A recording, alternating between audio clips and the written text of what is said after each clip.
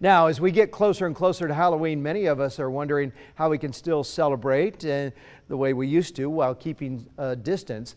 It's no secret that business owners have had to get creative this year just to stay afloat. Even seasonal business owners are wondering how or if they can keep their doors open.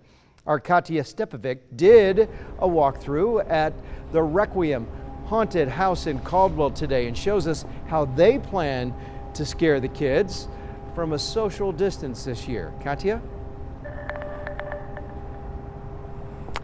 Yeah, Mark, you know, it's kind of crazy to think about how a haunted house could put on a successful show during a pandemic, but with some masks, some gloves, and some social distancing. I mean, there weren't even actors here today, and I was terrified. Take a look.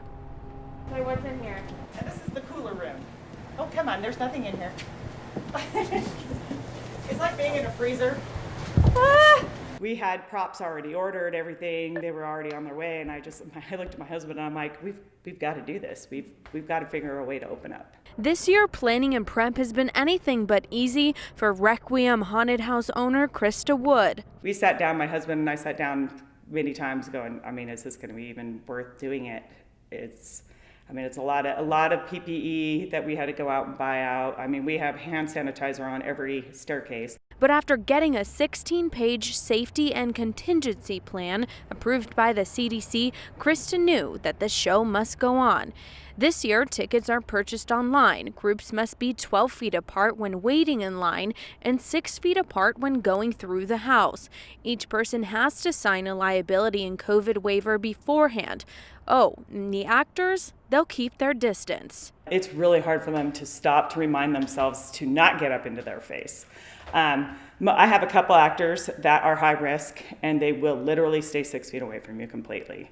We work really hard. We've trained on and off all of August to work on this. That's the hardest part, is the scaring, I would have to say. You'll also be given gloves before entering the maze, just so you can keep that sense of touch. Imagine, and you're in a haunted house, a lot of stuff hangs down in your face. We didn't want to take that away. We didn't want to take you pushing your way through things. So we said, gloves. So everybody gets gloves before they come in here. Krista says a group of cleaners will be sanitizing periodically after each timed group. With all of the obstacles she's faced, she says the most disappointing for guests is that the coffin ride won't be making an appearance. It shakes, it moves, you smell things, everything. Well, you're only in there for less than a minute. Can you imagine us spraying it down each time? And there was just too much risk behind that one, but we just said, nope, we're not doing it. Even though some things will have to wait until next year, Krista said she's just happy they were finally able to open up their haunted doors once again and to give their guests a good scream. I don't like it. This year, we really don't care about the money. Our main concern is making sure people have some time of normalcy, some fun, to give them an escape from what's going on right now.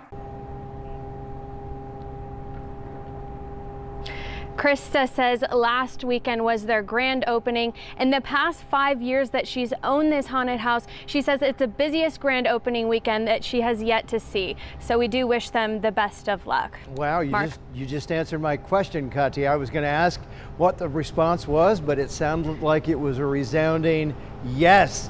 Let's get frightened after we sign that consent form. All right, Katya, thanks.